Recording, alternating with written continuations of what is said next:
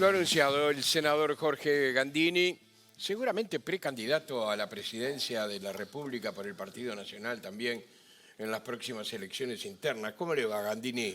¿Cómo andan? Qué ¿Está gusto estar con bien? ustedes. Muy bien, bien. ¿Sí? ¿Precandidato? A ver, el 10 de octubre acabamos de definir, vamos a tener un encuentro nacional de Por la Patria para definir una cosa que para nosotros es la que venimos discutiendo, que es si tenemos o no un candidato propio, si aportamos una tercera candidatura al partido que obviamente represente a la otra vertiente histórica del Partido Nacional, que fue históricamente los blancos independientes, el wilsonismo, el larrañaguismo, y que hoy no tiene una representación en una de las candidaturas. Y al partido hay que ensancharle la base, porque el gran desafío que tiene es volver a ganar. Dicho Sí. por la positiva, dicho al revés, es que no vuelvan. Tenemos un desafío de volver a ganar, de seguir haciendo una cantidad de cambios pendientes, y para eso todos tenemos que ocupar nuestro lugar. Mi lugar siempre estuvo ahí, y Por la Patria viene en ese proceso. Pero es un proceso porque nosotros no tenemos un candidato que pueda designar a alguien. Tenemos que ver si nace una candidatura desde el pie, más parecido a un liderazgo que a una designación. Y eso es un proceso que requiere mucha gente. Bien. Ese era, entonces, ¿qué día va a ser definitivo? 10 de octubre. Bueno, se va a anunciar seguramente la candidatura de Jorge Gandini. Nos vamos a los temas actuales. Rendición de cuentas. ¿Define como extorsión, como dijo Schifani, la actitud de Cabildo Abierto? No, pero también es verdad que no se negocia así. O sea, o me dan o no voto nada. Entre otras cosas porque no es creíble. Se hace daño quien eso expresa. Yo nunca vi, tengo muchos años acá, nunca vi que el gobierno no vote su propio presupuesto. Cabildo Abierto tiene 2 ministros. Yo no puedo creer que vote en contra en general la rendición de cuentas y dije sin presupuesto a la ministra de Salud, que tiene el principal componente con salud mental, o al ministro de Vivienda. Es decir, se tienen que ir esos ministros. No porque nadie los eche, sino porque si yo soy ministro y mi partido no me vota mi presupuesto, me voy. Los gabinetes se constituyen a partir del apoyo parlamentario. Si el Parlamento no te apoya, tenés que irte. Entonces creo que esas cosas se dicen y después hay que enrollar la piola y volver al estado natural, que es conversar, negociar, encontrar puntos de salida. Y en una rendición de cuentas o en un presupuesto, lo que se hace es poner sobre la mesa las aspiraciones de cada uno, de cada partido, de cada legislador incluso, y decir, bueno, ¿cuánto cuesta esto? ¿A dónde va? Pero también hay que hacerse cargo y decir, ¿a quién se lo saco? Porque nosotros tenemos 2 maneras de financiar un gasto que no vino del Poder Ejecutivo. Crear un ingreso, es decir, poner un impuesto o aumentarlo en el equivalente a lo que aumento el gasto, o, y eso no lo hacemos nunca, o sacar de un lado y poner en el otro. Pero después hay que llamar a un ministro y decirle, mire que le voy a sacar esto, las camionetas que iba a comprar no las puede comprar, porque esta plata la voy a poner para hacer un liceo, por ejemplo. Y eso requiere también un proceso de diálogo tras bambalinas, que no es bueno tampoco hacer un striptease de esas cosas, que al final después son las que terminamos votando. Así que ahora en el Senado, reloj a cero, todo el mundo pone sobre la mesa qué aspira. Yo aspiro que el Ministerio de Economía venga antes que lo que fue a diputados, es decir, que se pueda marcar el perímetro de arranque, cosa de saber dónde estamos parados, cuáles son los márgenes, y los legisladores a partir de eso trabajar. La propuesta de Cabildo Abierto es razonable. ¿La de los militares? Sí.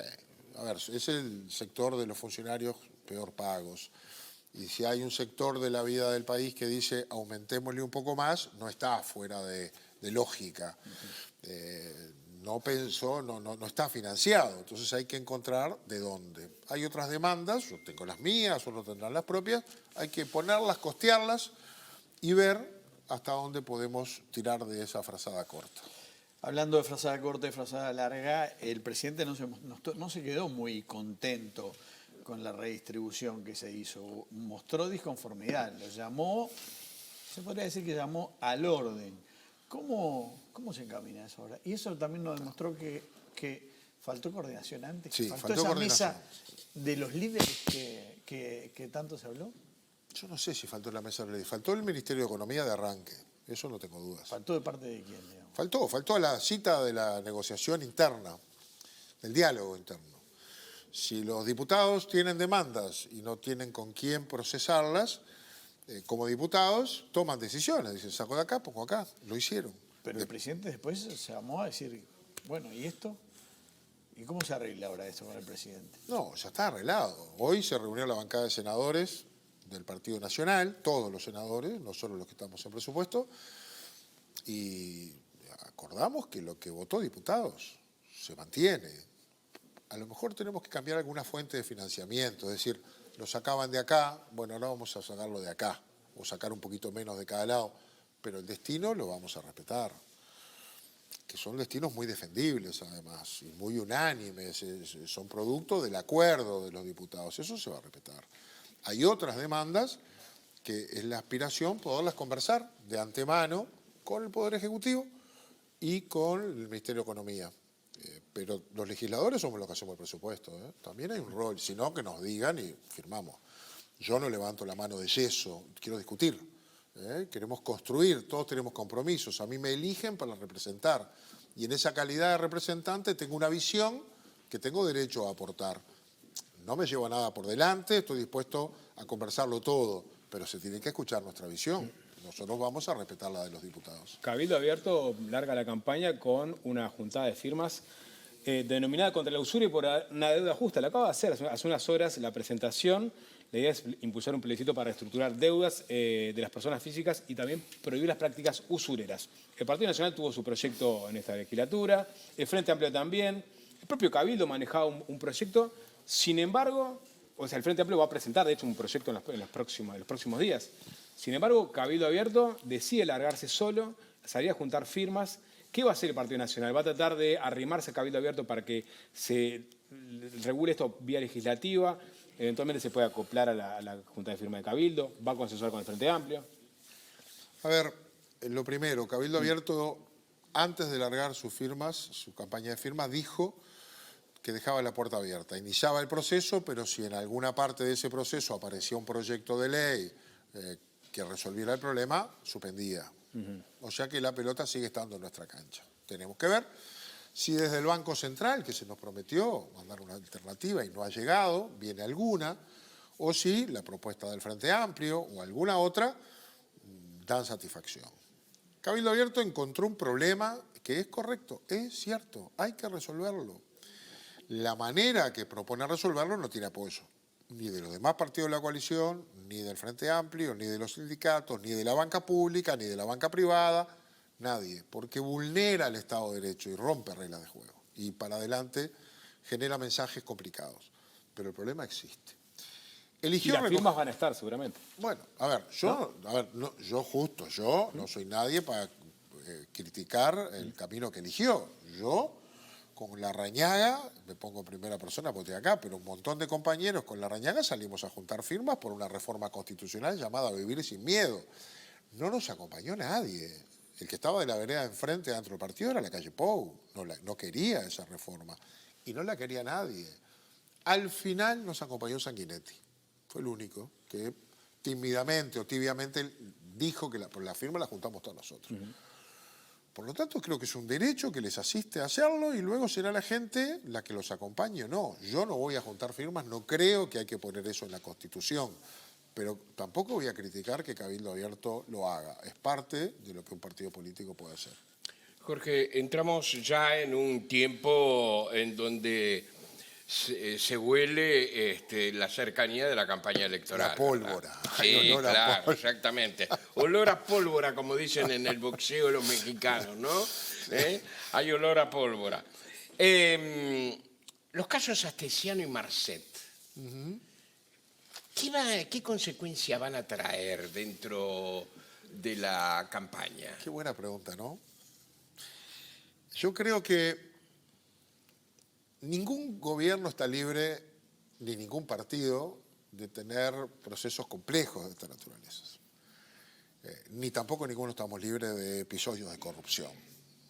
Nadie está vacunado. El asunto es cómo los resolvés. El asunto es cómo los enfrentás. Yo creo que el presidente de la República enfrentó con muchísima honestidad todo el problema de su error que cometió al poner a su lado a un individuo como Astesiano, en quien confió, y luego todas las consecuencias que todos ya conocemos. Esa persona por el costado utilizó el privilegio de esa posición para obtener información y hacer negocios propios. Ya la justicia dirá hasta dónde llegó. Con el caso Marcet creo que hubo errores de control, pero no hay ningún político, digamos, ninguna autoridad implicada. Puede haber algún funcionario o implicado a propósito o por negligencia. Pero también el gobierno enfrentó con mucha transparencia ese problema. Yo creo que la gente sabe medir eso. Ahora, el Frente Amplio tuvo un vicepresidente de la República procesado por corrupción. Un presidente del Banco República y un ministro de Economía. Todos estaban almorzando con el caballero de la derecha. Todo el proceso de Pluna, que cerró. Y que este año vamos a pagar la última cuota al Scotiabank de Canadá porque fuimos garantía de los Bombardier. Nos salieron más de 100 millones de dólares y pagamos cuotas de 11 millones de dólares por año. Y creo que ese no fue un factor que le hizo perder la elección al Frente Pero Amplio. perdió la elección. Sí, pero la perdió. ¿No? Digo, La si ponemos economía eso como ejemplo, decimos, vamos a hacer el mismo camino. la perdió por la economía y la perdió por la inseguridad. Esos fueron los dos grandes factores que resolvieron. Pero digo, y si lo hubiera perdido por Decís que eso... no va a incidir, no va a incidir. Yo creo necesariamente. que en este caso esas dos cosas nos obligan a mirarnos al espejo, cometimos errores, pero yo creo que respondimos bien, pusimos la cara y respondimos bien frente a esos Falló la errores. información. Parecería que hubo fallos de inteligencia importantes, ¿no? Seguramente hubo. Sí, seguramente hubo... Uno mira a veces de afuera y dice, ¿con qué inocencia juegan? Sí, eso. Yo creo que hubo la inocencia de la inexperiencia del... ¿Y lo de Marcet también? Bueno, sí, En particularmente. lo de Marcet, básicamente. Sí, Unos dicen seguramente. inocencia, los que miran desde la oposición dicen, no, acá hay algo más. Sí. Tienen derecho a decirlo. Yo creo que la gente decodifica y se da cuenta que cometimos errores, pero no fuimos cómplices de ningún delito. Y ya fuimos tontos o distraídos o omisos. Confiamos en funcionarios que luego no hicieron su tarea, pero no hay aquí jerarcas del gobierno que colaboraron con ese tipo al que no conocíamos y que todos los días vamos conociendo otro poco, ¿no? Creo que eso es lo que nos salva, digamos. Ahora, nosotros somos responsables en la gestión de gobierno por acción o por omisión, y quizás ahí somos responsables, porque debimos haber hecho cosas que la diligencia del buen padre de familia, como dice el código, nos obliga a hacer. Quizás no hicimos todo lo que debíamos. Hay un tercer y hay que tema. hacer la autocrítica. Hay un tercer tema que quizás escape un poco del caso Marcet Astesiano, que es el caso de Penadez, ¿no? Ha pasado ya unos meses desde que se puso en la palestra el asunto. Al inicio, por ejemplo, del caso, Gandini decía que le daba una oportunidad. Después, bueno, se fueron conociendo más elementos. En este punto del caso, ¿cuál es tu posición sobre la actuación de Penadez? ¿Y crees, como dice él, que hay una trama armada en su contra? Yo no lo puedo saber, él sabe mucho más que nosotros. Debe tener más fotos de esa película. Yo lo que dije al principio lo quiero reiterar. Penadez era para nosotros, y cuando digo nosotros digo los legisladores blancos y los frenteamplistas, una persona cuya palabra era el negociador, era el articulador. Si Penadez se comprometía con el Frente Amplio que tal tema se iba a votar de determinada manera, era porque lo había consultado arriba, abajo y al costado y se votaba así. Y su palabra valía. Sale la denuncia y yo digo, bueno, si hasta ayer la palabra valía, hoy no queda desvirtuada porque alguien diga lo contrario. Yo sigo creyéndole a Penadez. Pero además vivo en un Estado de Derecho y sigo creyendo que somos inocentes hasta que se demuestre lo contrario. También es verdad que él mismo nos pidió y nosotros sin ninguna resistencia votamos su desafuero. Dejó de ser hoy legislador, no tiene ingresos, no va al Parlamento, está desvinculado incluso del Partido Nacional. Esperando a lo que diga la justicia, en un caso tremendamente mediático, ¿no? Es decir, tiene esa afectación agregada, ¿no? Es noticia su sola comparecencia y hay sobre este episodio versiones periodísticas, especulaciones y demás, que al final los hacen a todos víctimas, de distinta Pero naturaleza. estáis creciendo, pasando raya. No, yo creo que está en una situación mala, peor que la que tenía. Es complicado para él, es complicado para nosotros. Pero ¿sabe qué? No condeno, yo no condeno. Gandini, de lo que usted dijo al principio, parece quedar claro que va a ser candidato. Si es el líder de precandidato, si es el líder, es una conclusión. Sí, si es pero- el líder de Por la Patria y falta por la Patria y sale de la base y bueno. Sí. Es probable que tenga que competir con Raffo Es muy probable, y con Delgado. es muy probable. Y Delgado, como se sabe, en principio es el caballo del comisario, por llamarle de alguna manera. Por lo menos tiene el apoyo muy directo y cercano del presidente Lacalle Pou. Le pregunto dos cosas en una. ¿Cómo se le gana a alguien en esas condiciones? ¿Y qué rol espera del propio presidente en la interna y en la nacional? Empiezo por ahí. Diga. Creo que el presidente completa su gestión si vuelve a ganar el Partido Nacional. Creo que es una manera de decir, hice las cosas bien. Y por lo tanto el presidente, que no puede hacer política, se va a esmerar para que la gestión termine lo mejor posible, porque la gestión acompaña la reelección del partido que está al frente y de la coalición. Y es un gran articulador, además. Nos va a ayudar dentro de los límites que la Constitución le permite. No puede hacer política, pero es un político.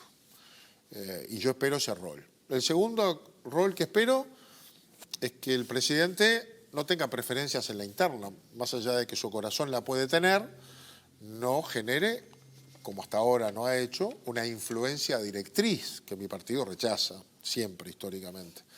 Y nos deje competir, porque el partido es grande cuando compite. Luis gana la elección interna del 2019, habiendo ganado la del 2014 bien con la positiva, el TIC, pero perdido con Vázquez. Gana la del 19 después de un trabajo maravilloso que hizo en esos 5 años y una campaña de marketing fabulosa. Logra que el 52% de los blancos lo voten en la interna, pero el 48% no lo votó. Es decir, hay otra cosa en el partido, siempre la hubo. Incluso el que fue presidente de la República, el que ganó las elecciones nacionales, no logró que en la interna lo votaran todos. La mitad casi no lo votaron. Y yo me pregunto eso. ¿Vamos a ganar las elecciones nacionales con Álvaro Delgado, con Laura Raffo, o con quien sea, si el partido no está todo representado? ¿Y qué debemos hacer nosotros? ¿Acomodar el cuerpo a las conveniencias y arrimarnos al calor de la torre ejecutiva que lo tiene? Esta es la primera elección en que el partido va siendo gobierno, pero con elecciones internas. Y las internas, que son duras, tienen un gran atractivo desde el gobierno, porque ahí están los ministros, está todo lo tangible y las ilusiones. Bueno, Pero ya eso- Valle le ganó a Ahí está, Tarigo. pero eso no es todo. Yo recuerdo a Larrañaga en el 2004 enfrentar a Lacalle Herrera, que había sido presidente, y era la mayoría del partido. Larrañaga tenía 2 diputados, él y 2 diputados. No solo le ganó a Lacalle, sacó casi el 36% de los votos del partido. Nunca volvimos a votar así. Hablaba de Valle, sí, hay muchos. Yo vengo del wilsonismo puro, ahí nací. Se nos murió Wilson el 15 de marzo del 88 y Por la Patria era todo, prácticamente todo. No solo casi todos los diputados, casi todos los senadores, todos los intendentes. Era la mística, era la militancia, era todo. Se muere en marzo del 88 y un año y poco después quedamos con un diputado y un senador y ganó Lacalle. Yo durante mucho tiempo me pregunté qué pasó. Los wilsonistas se hicieron herreristas, no lo podía entender. Y la gente va detrás de liderazgos que ocupan espacios y que representan, más allá de otros factores que parecen ser los que se heredan. Y en la política no se heredan ni los votos ni los liderazgos. Si no, no habría renovación. Gandini, me parece que a veces hay un sujeto omitido en toda esta conversación. Es verdad, capaz que le falta una pata wilsonista a este pool de candidatos. Que es que Sartori salió segundo en la interna del Partido Nacional ¿Qué en te la elección parece? pasada, ganándole a Larrañaga. Sí. O sea, ahí no hay una sensibilidad manca que el Partido Nacional tendría que Capaz. tratar de... incorporar? Y capaz, no lo podés inventar. Esas cosas se dieron. Sigue marcando Sartori. Sartori no hace notas, no está, no va al Parlamento, no tiene existe. cruce con Gandini, Tiene cruce, Martín Caliente pero a Banca, ver, quien presenta proyectos. y marcan las encuestas. Ahí hay un universo de ciudadanos que elige por una razón diferente a la que nosotros creemos. Son los que después producen candidatos, como en otros países, outsider, que sorprenden. Todo lo que hizo Sartori en cualquier otro país capaz que daba otro resultado. Acá dio el mismo resultado que me dio a mí. Y yo no vi ni en una película la plata que gastó Sartori. Que di un senador y 2 diputados. Igual a lo que tuvo Sartori, que ya no los tiene, por supuesto. Pero tampoco dio tanto. En la interna salió segundo y al final le alcanzó para un senador de 10. Creo que, y ahora tiene que, si quiere recorrer ese camino, ya no es nuevo. Ya no es outsider, ya pertenece a la casta y tendrá que hacerse su lugar de vuelta. ¿Vendrá otro Sartori de afuera? Capaz, ya estamos un poquito más despiertos para que no nos pase. A propósito de la casta, hoy Milei ratificó algo que había dicho. Su idea es, si es presidente de los argentinos, retira a Argentina del Mercosur. ¿Qué va a ser del Mercosur? ¿Qué va a ser de Argentina? ¿Qué sé yo? Todas las cosas que promete Milei, con quién las hace, yo no sé. ¿Cómo gobierna O Milei? si podrá hacerlas. Pero es que no tiene parlamento para hacerlo. O hace un acuerdo, que uno no lo ve, para estas cosas porque se renueva la mitad del parlamento. Y los debería sacar a todos los legisladores nuevos para poder tener un empate en el parlamento. O sea, la Argentina resiste estas cosas, es increíble, puede creer en ellas. Pero Milei obviamente dice lo que mucha gente quiere escuchar, cansada de un sistema político que los ha defraudado, que les ha robado, que les ha mentido, y quieren escuchar esto del antipolítico. Si se ponen a pensar 2 minutos saben que esto es un cebo, porque no lo va a poder hacer. ¿Cree que nada de en un esto puede balotaje hacer. entre Massa y Milei habría que votar a Massa? Yo no sé si soy argentino, No, no, bueno, sé qué hago. sí. Bueno, no sé qué hago. Es como entre Lula y Bolsonaro. Yo no sé qué hago. ¿Qué querés que te diga? No sé. Por suerte soy uruguayo. Es todo muy difícil, ¿no? Mirá vos si pasa eso. Y entre Bullrich y Massa, ¿qué hace? Y Milei, ¿qué hacen los peronistas, los kirchneristas? ¿Qué hacen? ¿Suicidio en masa o van a la abstención? Porque yo no los veo haciendo campaña por ninguno de los dos. Quedó en tercios complejos la Argentina Más, para salir adelante. casi que en 4 partes. Hubo Sí, 10 millones Claro, que no porque votaron. hubo una cantidad que no y votaron. 1 millón que votó en blanco. Es verdad. Y ahí está la pesca, ¿no? Sí, si están dispuestos a cambiar de actitud, porque a lo mejor ya se abstuvieron, a lo mejor se vuelven a abstener, ¿no? Está difícil la Argentina. Una pregunta muy cortita porque no tenemos tiempo. ¿En qué quedó el caso que enfrentó mucho de las denuncias del tema Leal, que también habrían involucrado a otros legisladores como Susana Pereira? ¿En qué está todo eso? ¿La Fiscalía está Leal muy no, demorada? ¿Está Carrera, demorada la Charles Fiscalía? Carrera Leal. Sí. Charles Carrera. No, la comisión terminó. Charles Carrera, perdón, sí. Terminó su trabajo en la comisión investigadora, culminó, abrió el plazo para que varios de las personas que tenían cierto nivel de acusaciones pudieran hacer sus descargos. Ayer se presentó el último y por lo tanto cerró su trabajo en la comisión. Ahora tiene que reunirse. Eso en el Parlamento. Eso en el Parlamento. Hacer su informe. En la justicia. En la justicia, nosotros fuimos, cierro el Parlamento, hacemos nuestro informe y el Senado, ahora después de la rendición de cuentas, se reunirá y tratará todo lo que la comisión investigó, que tiene mucho material que no conoce la justicia. Hay muchos testimonios, hay algunas auditorías, hay elementos que son confirmatorios de irregularidades de clarísima apariencia delictiva, cometidos por Charles Carrera seguro, por Susana Pereira en algún caso y por alguna otra autoridad del ministerio que toleró la falsificación de documentos públicos, el desvío de fondos, etc. La justicia recibió esta denuncia de parte del Ministerio del Interior hace un año y unas 4 o 5 ampliaciones de denuncia a la medida que investigó lo de Víctor Hernández, encontró lo de la señora de Charles Carrera. que fue anterior a lo de Víctor Hernández, utilizando 2 años y medio el policial. Tirando de esa piola encontró lo de Susana Pereira, que 7 años, teniendo una mutualista, usó el policial intensamente, igual que Bonomi, ninguno de ellos lo podía usar, y fue ampliando la denuncia. Nos quedan 30 segundos. Se terminó el año, no pasó nada. El fiscal Lagner, que tenía ese caso, dejó la fiscalía, fue sustituido por la actual fiscal Porteiro, que se encontró con 240 causas y la va llevando. Va lento, pero la va llevando. Algún día le entrará este asunto. El día que la fiscal, y la fiscal lo sabe, convoque a alguien, le empieza a correr el plazo. O sea que el día que lo empiece a hacer, va a ser cuando tenga más o menos leídas unas cuantas cajas de materiales que tiene para leer todavía. Gracias, senador, por su presencia. Con mucho Hasta gusto. pronto.